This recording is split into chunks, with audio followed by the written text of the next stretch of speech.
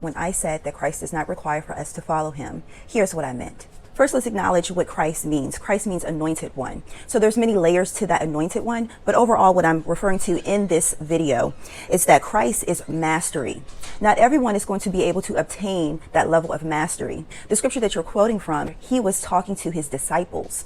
So let's break this scripture down. So referring to that scripture, take up your cross and follow me. So first of all, this word that they have for cross is actually the word histemi in Greek, meaning to stand firmly.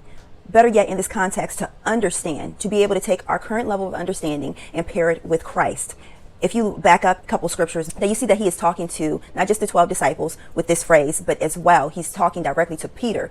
He made a prophecy saying that Peter was going to be the rock of the church, and then telling Peter what he has to go through. And this is the Christ, Christ, in order for to be able to attain this level of mastery, you have to sacrifice continuously. And that's what he's saying.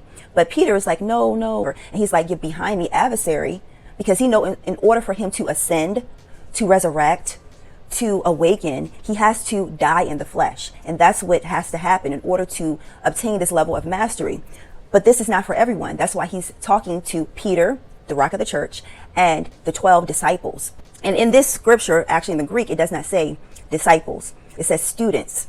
And even furthermore, what Jesus is saying in this text, he asked Peter, who do you think that I am?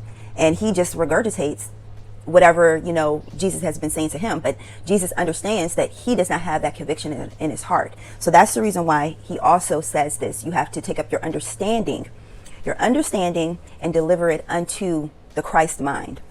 So the word for follow that they have here is in Greek is akolothio.